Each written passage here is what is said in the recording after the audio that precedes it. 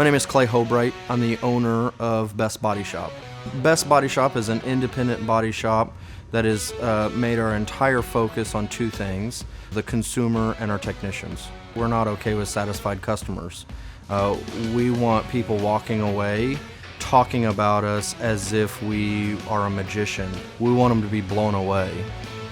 Because we've made a decision to not sign any contracts with insurance companies, we have zero work guaranteed to us through any contracts. We're not anti-insurance, we're pro-consumer. The only relationship that I'm close to being interested in is with the person that owns the vehicle, not the person that's reimbursing to pay for the vehicle. So CollisionLink has been a massive game changer for Best Body Shop. Just the speed and the ease of ordering parts. I used to call in every single one of my orders. I would write the part numbers down. I did a lot of things. When CollisionLink was brought to me, I didn't do it for a long time, and I kind of thought it was a waste of my time until I tried it. Once I tried it, I found out that I could order parts 10 times faster, 100 times faster. What CollisionLink has been able to do is when I call my dealer, it's talking about a specific part, and he has the time to handle that with me.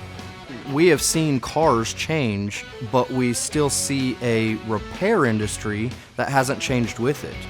So there's many changes that need to happen to this industry, but I think the biggest challenge is the unwillingness to adapt. OEC and Best Body Shop is aligned in one thing. We want proper repairs, we want safe vehicles. Part of the reason why using OEM parts is so crucial is because we understand that there might be a day that I'm going to stand in court to defend a repair that we performed. This car could get in a wreck and somebody could get hurt, and I might have to prove that we did everything in our will to bring it back to the safety. The engineering was restored so that car was safe in another collision. Your job isn't to make it look pretty, your job is to make sure it's ready to crash again.